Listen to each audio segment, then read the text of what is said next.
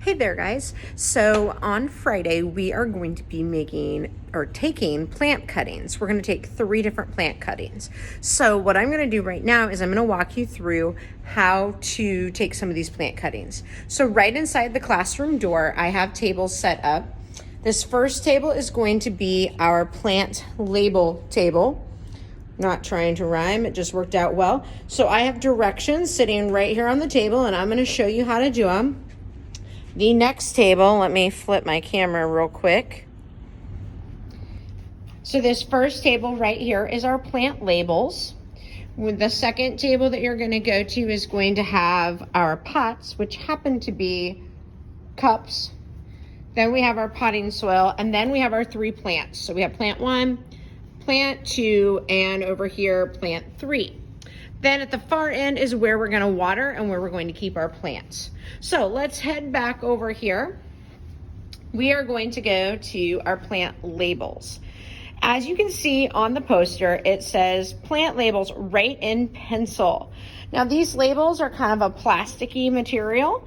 However, we still want them to be in pencil. Believe it or not, it is what stays. So on one side of your plant label, you're going to put the plant name and the date, just like it says here. So if you look right here, Golden Pothos 127, if that was what I was going to be growing. So the date, we would put Friday's date. I just put the 27th because that's the day I happen to have in my head.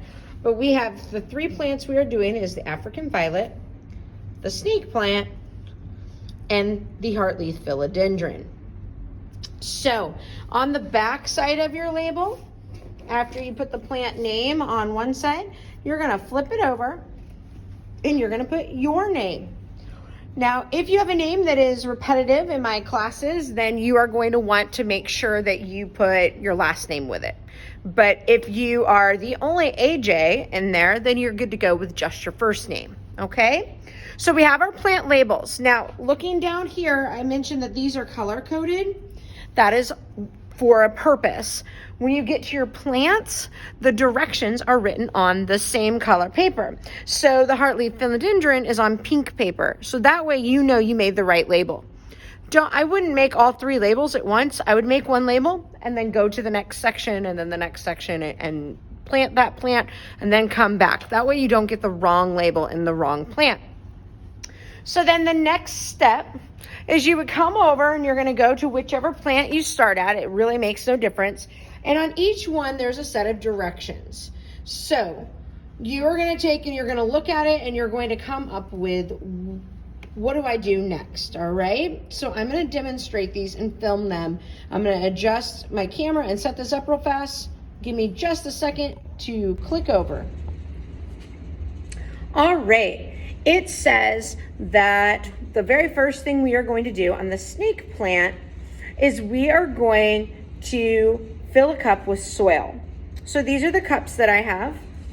They have rings on them. You're going to go to this top ring right here, not all the way up here, but this top that's going around the middle. Let me get a new empty one.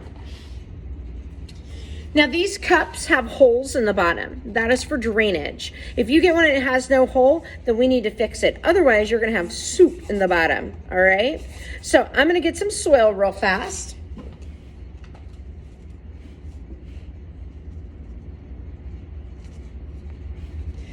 And there it is. It's about up to that top ring, give or take a little bit. It's okay if it's not perfect. All right, that's my pot. I'm ready to go. Next thing it says is you're going to use scissors and you are going to cut about 3 inches off of this plant. It doesn't matter if it's flat, blunt across the top, or if it's pointed. Either one works, but about 3 inches down. Now, as I said, this is called a snake plant. There's a second name for it, but it's kind of a silly one. It's called mother-in-law's tongue. I have no idea why, but it doesn't sound very nice. So I just like to call it snake plant. I guess even when you think of a snake plant, mother-in-law's tongue, it's kind of weird they go together. So I'm gonna go down, if this is the one I'm cutting, I'm gonna go down about 3-ish inches, give or take, and I'm just gonna cut straight across, okay? You're gonna feel this is kind of a hard, tough stem. The next thing I'm gonna do according to my directions, is it says gently dip the bottom where I cut it. So if you have one that's flat across the top, the bottom is the new cut, okay? It's like an open wound. We are going to dip this in something called rooting hormone. Rooting hormone is this white powder. It kind of has a weird stench to it. And what it does is it is going to make the roots grow faster. So hormones in humans help us do things like grow, develop new things. Like we think about, when you go through puberty, there's a lot of hormones going on. Well, plants need hormones too, and they act on hormones. So I have these cups, and I just wrote that it is rooting hormone on it. And there's going to be a little bit of this white powder in the bottom of it. I just hadn't done it yet. So you're going to take this, just kind of tap into it. It doesn't take very much at all. And you can see the very end of it now is white. Perfect amount. I don't need it all up on the sides because that's not where the roots are going to grow. They're going to grow right here. Okay, so now I'm going to take this, and this is super technical.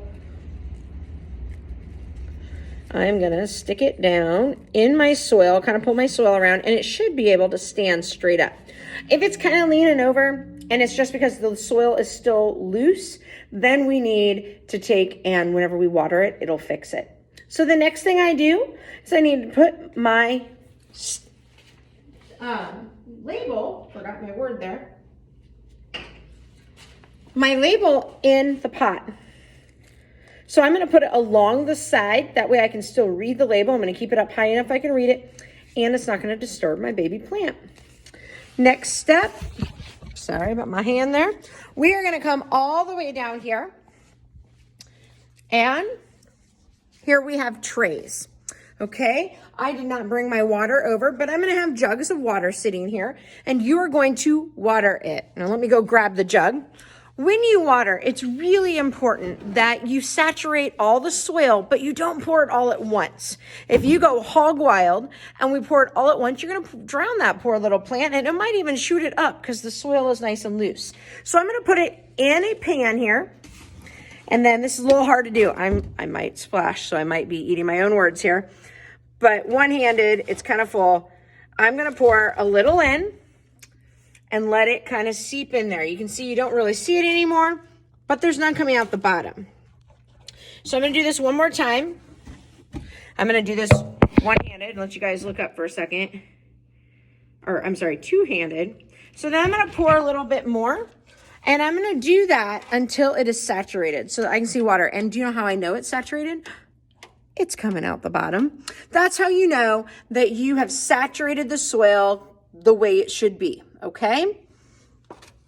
All right. Then you're just going to simply set it in the pan. I'm going to have the pans marked so you know which one is for African violets, which one is for snake plant, and which one is for the heartleaf philodendron. Next up, we have a heartleaf philodendron. Heartleaf philodendron is named for, I know this is going to be a shocker, the shape of the leaf. Heart leaf, maybe. So if we look at these leaves, see how this is a heart, kind of. I know it's not exactly a heart, but it's close. So it is marked as the heartleaf philodendron, and it's on pink paper. That's what we made our label for, and we have our directions, whoops, right here. Okay, so step one, we are going to get a pot and put soil in it. I did not grab that, so let me go grab that. Again, we are filling it kind of to that top line, top ring. So here I go. I have one for my next plant too, so I got two. All right, now I'm here ready to go here. Heartleaf philodendron, I have two of these sitting here. You can use either one. It makes no difference to me. They're the same plant. In fact, one was a cutting of the other one. So heartleaf philodendrons are interesting because they are climbers. So they're like a vine. They send out, I don't know if I can get these close enough to where you can see, they send out these little claw-like things. See those? They almost look like roots growing right here. Looks like a little spider. That is called a growth point when there's roots coming out. It's also right where the leaf attaches to the main stem. So this is the main stem, this is the leaf, and this is the little, it's called a petiole, and it's the stem of the leaf. Where the petiole attaches, that is where a growth point is. So that's where roots will come from. And actually these little boogers right here will end up being our roots. So you're gonna take a pair of scissors and you are going to cut a portion so that you at minimum have one leaf and one growth point. So if you're taking the very last one, I would probably cut back and do two. But I just want to cut right there. Notice I actually have two growth points, but I cut after the growth point. And I did not cut just the leaf off. This is where it's going to grow from. Now, my next step, same process. Use that rooting hormone. Just that little growth point you're going to put in it. And then you're going to stick it in the soil. Now this leaf isn't going to do too much. So that's where it's kind of nice to do two leaves. I'm going to pull that leaf off. And then I'm going to stick that in. And now this leaf here, it doesn't look like much, but it's still growing because it's a new one. That's where it's going to grow from. Okay. If I were going a little farther back, now that I've cut this one, you could cut here and this leaf might stick up more. For instance, some of these more mature ones, if I cut it right here, there's plenty to go in the soil and the leaves still stick up above, so you wouldn't have to take two leaves. Okay, if you have questions, definitely ask me in class and we can go over that. So now I am ready for my plant label, which I am simply going to stick right in the side there, make sure it's up so we can read it. Then we're gonna go down and we're gonna water the same way. Water a little bit, watch and see if it's filling in. If the cup changes, you can see it's wet. And then when it starts to drip, not pour, but starts to drip out of the bottom, you're done and you're gonna set it up there and you're ready to go. That is the heartleaf philodendron. The last one we have is one of my favorites and it's called an African violet. Can you guess where it's from? Africa would be the right answer. Now they grow wild in the jungles of Africa and they actually love to grow on the sides of waterfalls. So they really like, instead of just pouring water on them all the time, like we're gonna do it to start today, but then whenever you water them, they actually like just a little bit of moisture at the bottom, or take like a mister or put it like in your sink with the sprayer on just lightly. They like that because it would be the mist of the waterfalls that they are getting. So I'm gonna hit pause on my video. You're gonna see me come back in just a second. I'm gonna move down, but I have to get one tool before we get there. Okay, we are back and we are now at the African violet. So I have a couple African violet plants sitting here. One happens to be blooming. African violets will grow wider, but they don't get real tall and real big. So they're a really nice house plant. This one happens to be pink with a yellow center. This one's not blooming right now, but I actually have two of them in here. And when it does bloom, it is more of a purple flower with a yellow center. Kind of like purple and gold for the roosters and chicks. These leaves are kind of cool because they're furry whenever you touch them. They're also kind of, I don't want to say squishy, but they have a lot of moisture in them. So we are going to do the same thing. We're going to get our potting soil in our pot. And mine's a little chunky, so I'm going to break it up a little bit. That way the roots will go in nice and easy. Now I'm ready to get my plant leaf. So what I'm going to do is I'm going to go down as close to the soil as I can possibly get. And I'm just going to pinch, and they break off real easy. And you can see it's a nice thick, what we would call turgid, meaning it's full of moisture, leaf. And so I want to keep that stem on there as much as possible. Sometimes we have an oops and it doesn't come out the best, but it'll be okay. Now I'm gonna take this, and just like I did on the snake plant, I'm gonna dip the bottom, and some of it might stuck on the sides, but really you're just worried about where those roots are gonna come from, right down at the bottom. Now, plain and simple, doink, right in the middle. You do not want the leaf part to touch into the soil. You just want the stem, so you need to make sure that you're kind of keeping it above, okay? If this touches in, if the leaf part touches into the soil and it's wet, it's gonna start to rot, which is not gonna be pretty. Next step, label. Stick your label in the side here. You're good to go. Now we have an additional step. These really like moisture and they like some warmth. Our room is pretty warm, but we gotta keep that moisture in. It's winter. there's not a lot of moisture in the air. That's why in my PM class Wednesday, I was shocking everything. Well, that's why. You have a Ziploc baggie. We're gonna do something special with this Ziploc baggie. We're gonna create this plant's very own little greenhouse. So you're gonna take, and I know we all have masks on, so you'll have to do this when you're not right next to somebody. You're gonna go, because guess what? Plants love CO2. What do we create? CO2. So you're gonna blow into it. Then you're going to put that over the cup. And I'm almost ready to go. The problem I have is my leaf is touching the side of this, and I forgot a step. Oh my gosh, this would be the big problem. Water it. After you water it, we're gonna do this, which makes it stand up a little better. So I would go over and I would water it, and then I will get my little baggie, breathe into my baggie to make it poof up, and give it some CO2.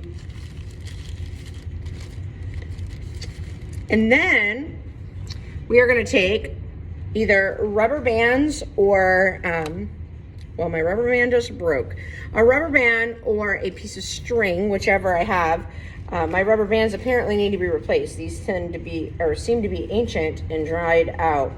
But we are gonna take, and I actually just zipped the Ziploc part way and it stayed up pretty well. That might work. So now we've created its own little greenhouse. And so then you're gonna take it down and you're going to put it in the tray. And we might move them into the window a little later when it's not quite so cold out, but we're gonna start them like this for a couple weeks, and then eventually we will put them, or we will take the plastic off, and then they should be growing. So that's your African violet. So which plant was fuzzy and grew on the sides of waterfalls? Which plant's leaf had the name came from the shape of the leaf? And which plant is also called mother-in-law's tongue, and you cut the section straight across? It's kind of woody. So Friday when we come in, we're going to be taking cuttings of all of these plants, starting these cuttings. Later, you will take cuttings on a golden pothos. You'll probably get a spider plant. We're gonna start some potatoes. We're going to start just a variety of different plants, okay? But this is step one. We also on Friday are going to be starting into the animal science unit. Thanks to our AM kids choosing that one. And so we're kind of doing plants, but that's just because they need time to grow. But then we're gonna jump to animals. We're gonna talk a little bit about what are the uses of animals and what, like the cost of owning a pet, what you need to know, what you need to do to own a pet. Okay, have a fantastic Thursday, and I will see you Friday. Goodbye.